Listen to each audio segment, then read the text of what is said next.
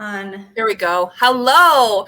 Hi, everybody. Welcome to Featured Artist Friday. It's Emily LaPrairie here, and tonight I am here with Yolandi Hamilton. Yolandi is a personal stylist, and I cannot wait to hear more about what she does. So we're going to jump right into the questions. Thank you so much for joining us, Yolandi. When did you know that you were an artist? Was it like a definitive moment, or was there more of a gradual thing?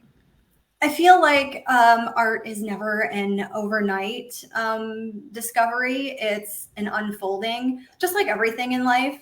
And it was a series of events that sort of like point you in the right direction, you know?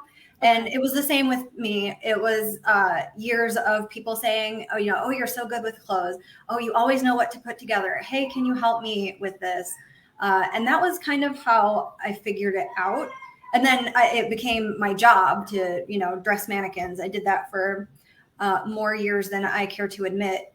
But once I started doing that, I mean, I guess that was really like the overnight moment when it became my job to put that together.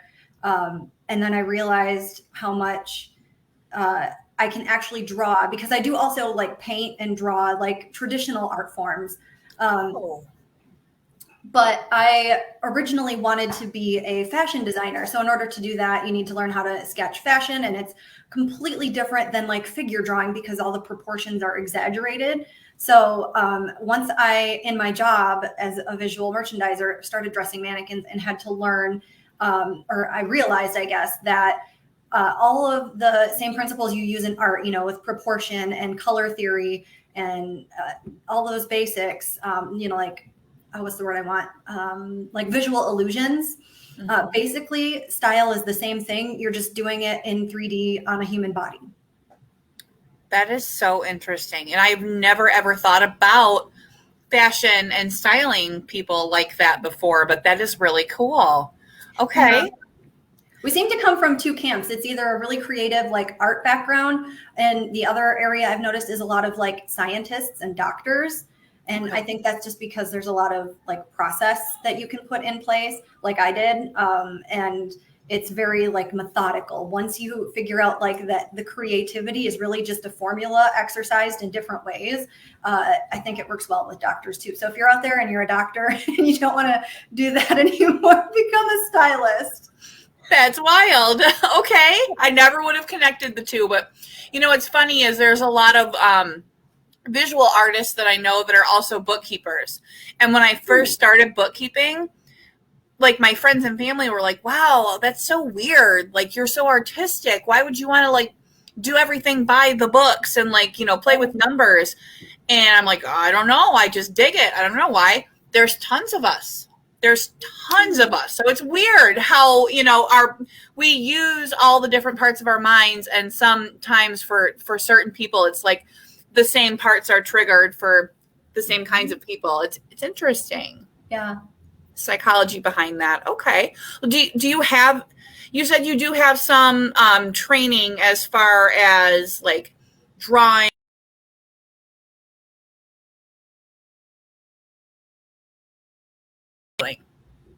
In styling, it's a little of both. A Okay. lot of my training is like the formal business side, and the like, what's the word I want? Like the process that comes behind it.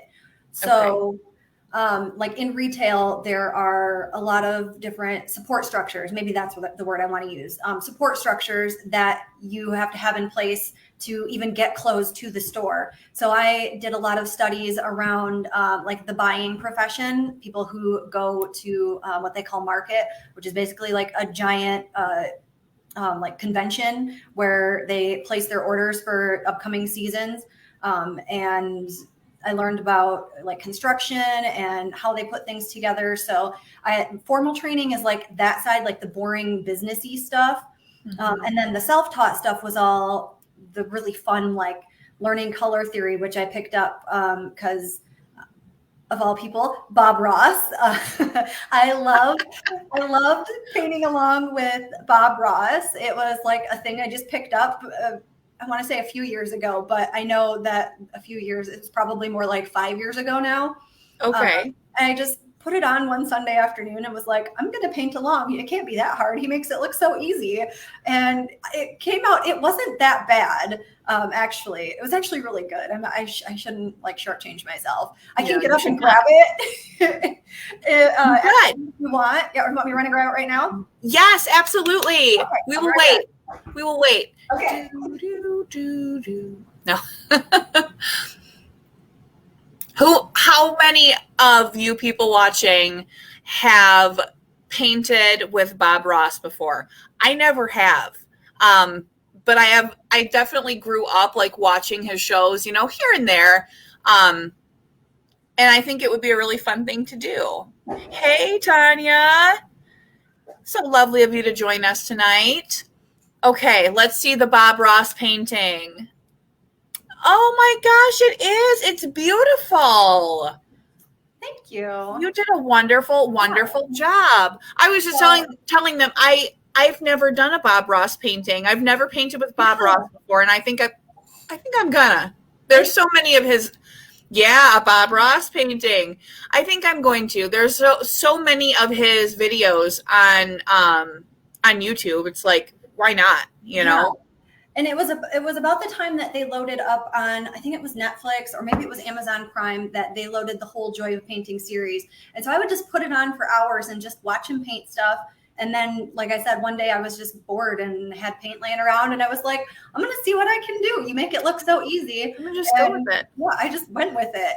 But after I did that, I picked up a lot of like the way that he paints is so serene. And he talked in one episode in particular, I remember he explained the difference between painting certain types of pine trees and how if you take your fan brush and swoop it up this way, you get one type. But if you take it and swoop it down, you get another type. So then I'm like out in nature, like driving down the street to the store, just looking at trees, trying not to crash, obviously.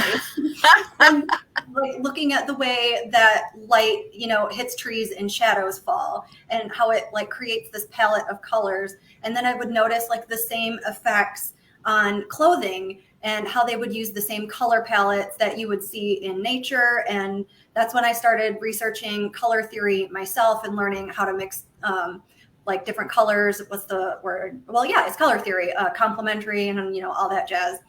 Right, warm and cool and all that. Yeah, warm and cool and, hues and shades and learning all the terminology. So, that was all like self-taught. And then figuring out like proportion came into play, which like in a painting, it's a lot of perspective work, with, make it bigger if it's closer and smaller if it's far away. And on the human body, we do sort of the same thing, except instead of closer or farther, it tends to be like wider or thinner or taller or shorter. So one really easy example is if you have what they traditionally call a pear shape. I don't call them the fruit shapes because we're human beings. We're not a bowl of fruit. We're not about to be served on the side of dinner. So I like that. I call it focus areas. So a pear shape would be a bottom focus area. That's where nature chose to place the major attention grabbing features on your body. Mm-hmm. And if you wanted to balance that out, the upper half is typically smaller. So you would place a larger print on the top because the eye sees large prints as like heavy. And then you would place something smaller printed on the bottom, or a light color on the top and the dark color on the bottom, because the light colors the eye is drawn to and the dark colors tend to like recede into the back, just like light and shadow. So those are just some ways that like art translated in. And I learned all that kind of like on the fly. To get back to the original question. Yeah. Yeah. How cool. I love that. Okay. And so for me, I'm an hourglass figure. Is that what you would call that? You and I, my friend, are equal focus. Equal tokens? Focus. Oh, equal focus. Okay. Yes, equal focus. Yes. Cool. So nature is equally focused on both our top half and our bottom half. So what's our like golden rule for wearing clothes then?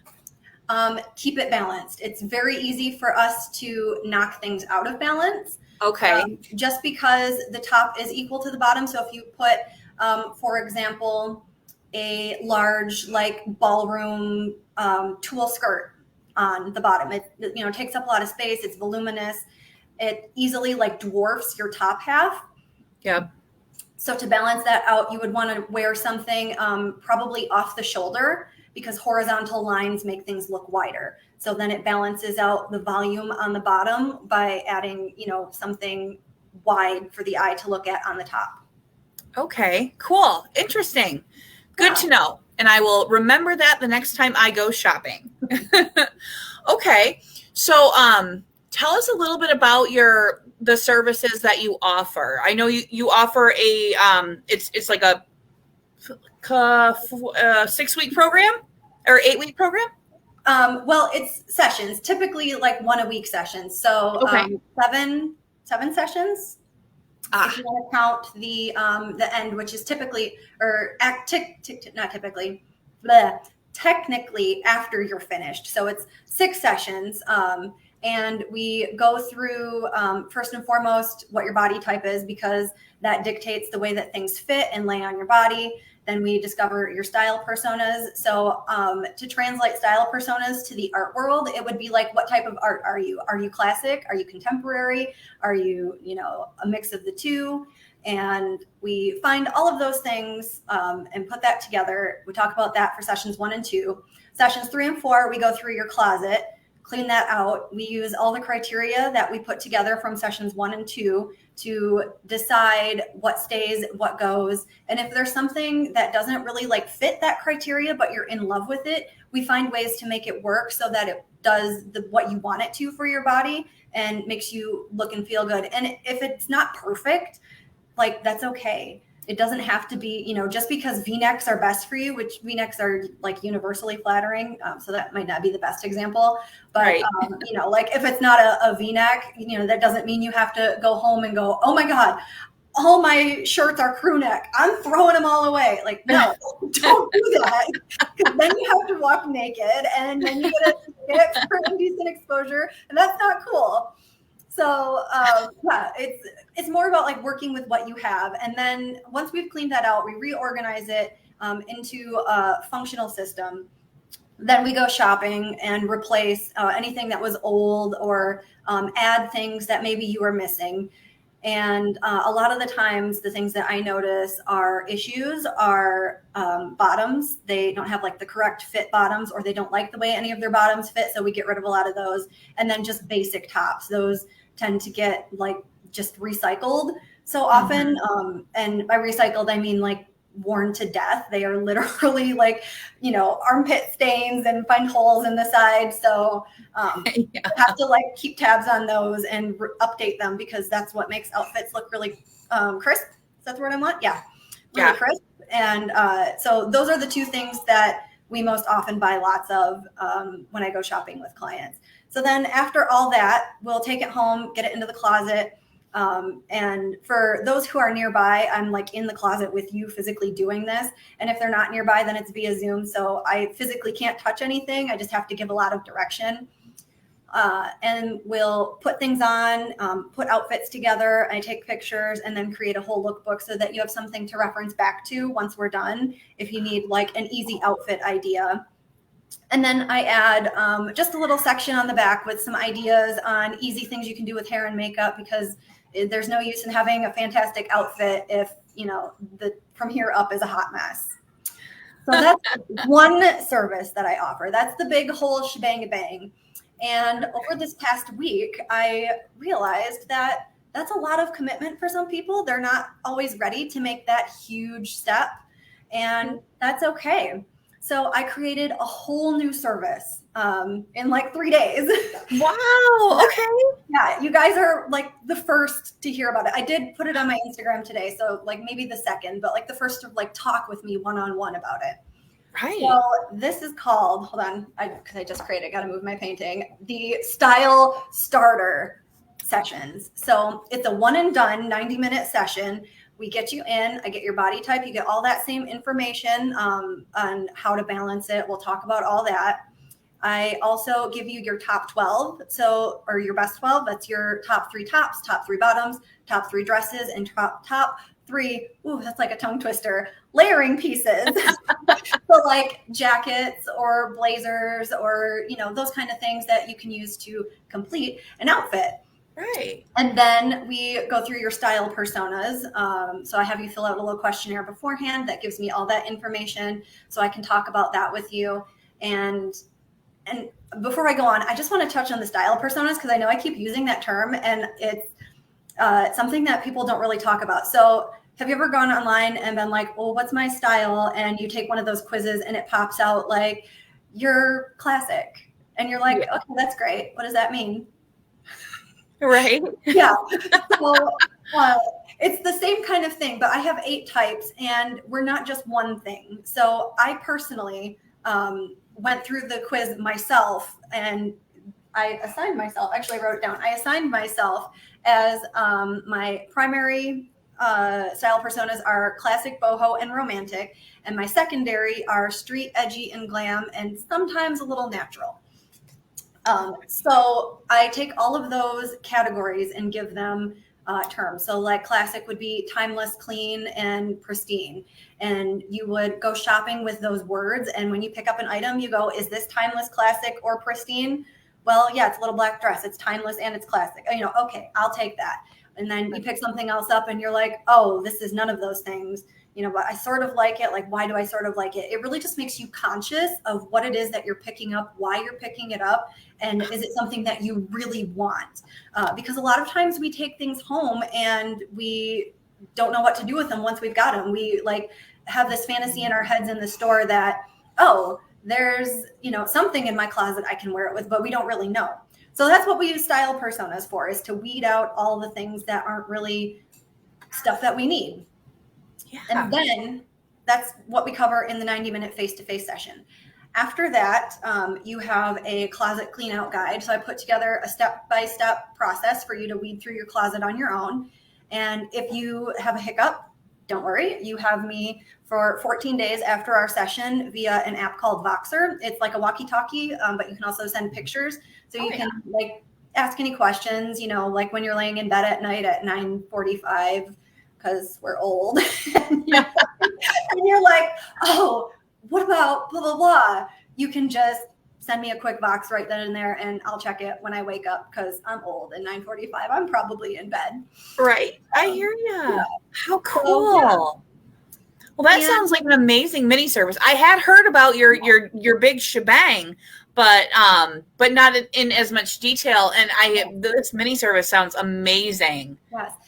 And also with the mini service, if you decide once you get into it that, you know, oh, well, this is really great, but I really need more from her. That other, you know, whole shebang package sounds like something that I need to do. I will apply the investment you've already made into the style starter to the total transformation service, because that's just what we do around here.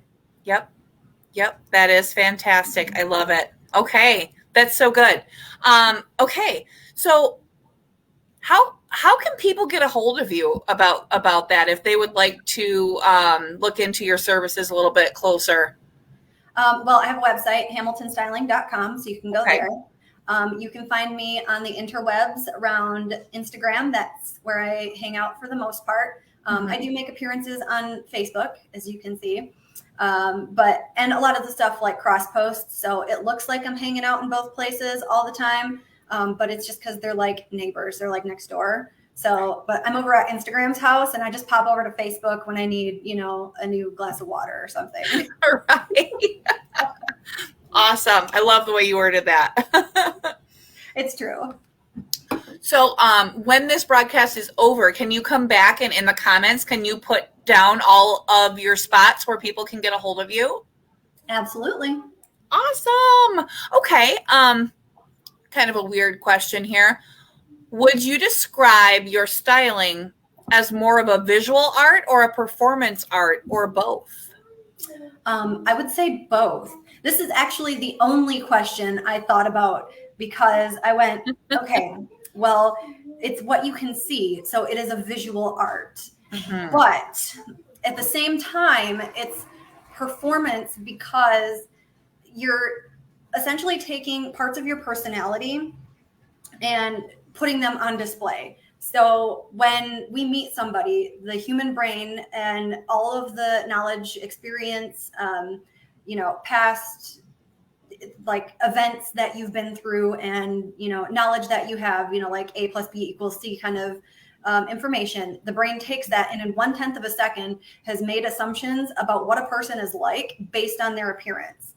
So before you even open your mouth, somebody has assumptions about what you're like.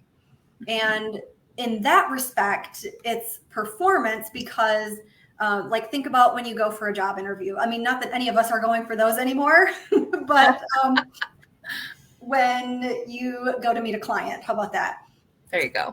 When you go to meet a client or if you're at an art show and, your work is on display, you dress up, you go into your closet, you find something that you think looks really nice. It makes you feel good. And then you go kill it at that art show or, with that client.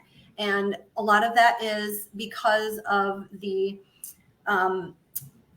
attributes. That's what I want. Attributes that you've assigned to the clothing. And once you put it on, your body like assimilates, or not your body, but your brain, your personality assimilates the ideas you have about it into your personality. And whether you're even conscious of it or not, it does affect the way that you behave. And so in that respect, it's performance. Okay. I can feel that. I can absolutely see that the way we dress has an effect on our personality, but I've never thought about it like that before. This is a really informative interview. I'm learning so much. I love it. Yeah. It's a very deep rabbit hole to get started down. Yeah. If you Google like the psychology of fashion, you'll get lost and you may never come back out. I'll probably get pissed off if I Google the psychology. Maybe also that, yes. Yeah, a little bit of that. There's probably going to be some triggering stuff there. Yeah. Oh, geez. So what inspires you to do this job? Oh, it's a very long story. How much time do we have? Oh, we got about 10 minutes. Can we give you a abridged version? I'll give you the Cliff Notes, or there's another one now that the younger kids use. They're like, what's Cliff Notes? Right. Yeah. So long story short, self-esteem was always a big issue for me growing up. Just because I'm mixed. So my mom is white and my dad is black, and the area in which I live is predominantly white. So there was a lot of appearance-based self-worth issues, like I'm not good enough and I don't feel good enough. And I always kind of used clothing as to either like take attention off of that fact and like draw away from it, or if I needed it to, like I already talked about, like support my mood and how I felt. And I realized that there was a lot of power in the second part of it, just because using that to boost the things that we already know are good about ourselves, that then shifts our attention to that. And I realized also after becoming a mom that has some pretty far-reaching effects. So like we try to teach our kids, self-respect, brush your teeth. I was going to say, yes, brush your teeth, brush your hair. Like you don't want to go outside, smelly when you go to school, and make sure that you eat healthy and get enough sleep and, set emotional boundaries. Like we teach them all these things, but we never teach them that by getting dressed in a way that makes us feel good, that is showing the world what we really think about ourselves, and that we really do have respect for ourselves and how we care about ourselves. And they pick up on that, believe it or not. I know, like growing up, I had like conversations, I would say as a late teenager to my grandma, that I thought like I was too fat. And I was like maybe a size like 9 or a 13 in juniors, which isn't all that big. And, I thought I was like, the 600-pound man. And she would say things like, oh, well, you have a cute little plump shape. And my brain immediately was like, oh my God, I'm plump? Like marshmallows? Am I fluffy? And like, I lost it. And it created a lot of negative habits and negative attitudes with the way that I looked at my body. So that was part of what informed the whole creation of my process. which I didn't mention. I do also in the whole service and even in the mini service. It's just a thing I do. I talk a lot with clients when we're doing things about how they're thinking about it. How are you, when you get dressed and you put those clothes on, are you thinking, oh God, I look like crap. This doesn't fit me. I look terrible. Or are you thinking, oh God, this is not flattering for me. I'm going to take it off and put something on that's more flattering. Because the first one is using yourself as the problem. And the second one is realizing that the clothes are the problem. And which is why I focus so hard on knowing your body shape, because manufacturers don't make things for, universally every body shape, and everybody's body is a little bit different. So if you have a lot of those, I'll call them baggage events in your past where, you were talked down to because of your body, or men treated you a certain way because of your body, then, we'll talk about that and we'll address it, and we'll try to find some healthier ways to look at it and to use your clothes and realize that you are not the problem. The clothes are the problem. Okay. I love that. What a helpful reframe for, every woman I know has body issues of some sort. They might be deep seated. They might be, from long time ago, but everybody has them. And I think that reframe, it's not your body that's the problem. It's the clothes. I love that. That's so, so helpful. And I'll be also taking that bit of knowledge to the store the next time that I go, which might be with you. To the store. Yeah, I was going to say it might be with you. I think you're going with me to the store next time. Yes, because I actually signed up for Yolandi's Big Shebang service, and I'm super excited to do it. And I think we are going to be documenting it on IG. So that would be wonderful. If you guys are interested in that and you want to watch the series of Emily becoming more fashionable, which I would love you to. And also, it's not even just becoming more fashionable. It's becoming more mentally healthy with myself, with my own physical body. I think it's a fantastic idea. And I think it's going to do wonders for me. I really do. So if you guys want to watch that series, let me know. Comment below and we will make sure that you get it. So one more question for you, Yolandi, and then we should probably think about signing off here. Okay. What are your plans for the future? Do we have any exciting things coming? Well, the most exciting thing right now is the mini service, which that was kind of brand new out of the blue. It was just a decision I made Tuesday and made it happen by Thursday. Long term, I would love to see this built into an app that everybody can download and use the information and all the knowledge and all of the things that I've put together to make their lives better through their closets, because I think it's one of those areas of personal and self-development that gets overlooked, especially being so busy with everything else, like we're focused on eating healthy. So we meal prep on Sundays and then we don't have to worry about it. And then, we have to do laundry on Saturday. So we've done that. And then we have, work stuff to do Monday through Friday. And we look at all these areas and all these ways that we can make life more efficient for ourselves. Meanwhile, we do it feeling like we look like crap and trying to ignore it. And that's something that I want to change, because everybody is worth more than that, and everybody should feel like they're worth more than that. So in the next only God knows how many years, I would love to develop this into an app. And ultimately, before I die or before she dies, I'd love to be on Oprah. So yes, I love it. Okay. So a pocket stylist, the Stylist app, love it, on Oprah. Those are big goals, and they're goals that I can definitely get behind. I'm rooting for you, Yolandi. All right.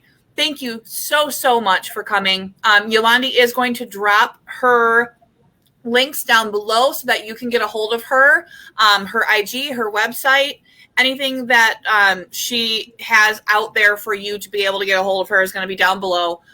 Look her up, follow her on Instagram. She's got some really, really helpful and adorable little reels. Is that what they call them? Reels? I'm so not Instagram. I'm so Facebook. I need to get over onto Instagram. Yes. I will say, if anybody's looking to spend more time on Instagram, do your research on reels and, you know, build your base of knowledge with how to work for it. Basically, they're like TikToks, but it's Instagram. So like, I don't feel like a millennial trying to hop in with Gen Z and them making fun of my side part. Yeah, but that's really where it's at. This week alone, I did 6 reels, and those reels, because that's where Instagram's focus is at, has increased my reach to like 7,000 accounts. Wow. Yeah. Okay. You know, and not all of those become followers, you know, not all of those turn into clients, but it's about, as I'm learning through experience and tripping and falling on my face a whole lot, that it's about creating like edutainment content, you know, so entertain and educate at the same time. And if you guys, you know, are into that, head over to Instagram, check out my reels, and, you know, you'll find some entertaining and educating things there. But you can also learn from some of the things that I'm doing. And I can recommend, this is Virginia Kerr, I think is her handle. I can put this down in the comments too. And there's one other guy whose name escapes me at the moment. Brock Johnson. I was going to look it up because I know you told me before. Yeah, they're both a wealth of knowledge when it comes to Instagram and marketing yourself. So if there's anything you want to sell on Instagram, like those two can teach you how to do it. They've been so useful. And I haven't even like paid to work with them. This is just the free stuff they give out. So like, I can only imagine what working with them is like. So that's your other nugget of knowledge for the night. Right.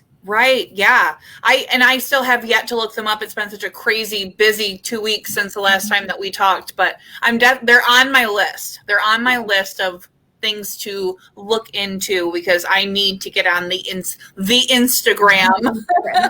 Just go lay in bed and go open their Reels tab, because on Instagram they have like your feed, and then it's Reels, and then like IGTV, so you can tap little icons across the top, and you can just tap the Reels, and if you open the first one and then you just keep scrolling up, it'll just play them, you know, one after the other. So you I didn't even know that. I've been on Instagram, but I see a reel and then there's not one and then there is. So I didn't even know you could access just those. That's awesome. Yep. Yeah. So you can just like watch all their reels for like literally hours.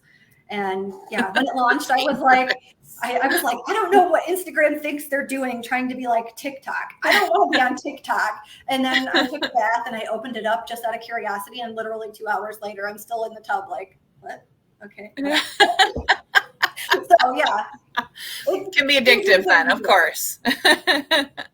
All right. Well, we are going to sign off now. Full disclosure, neither Yolandi or I feel very well tonight, but we knew that we had to show up for you guys because we promised we would. And because it's Featured Artist Friday, we can't just not show up, right? It's Friday the 13th. Exactly. Maybe that's why we feel like we're in a funk. Ugh. Could be. I don't know. It could be worse. Absolutely. It absolutely could be worse. So, all right. Well, thank you again, everybody, for showing up. Thank you, Yolandi, for being here with me tonight. And you all have yourself a lovely weekend. Bye.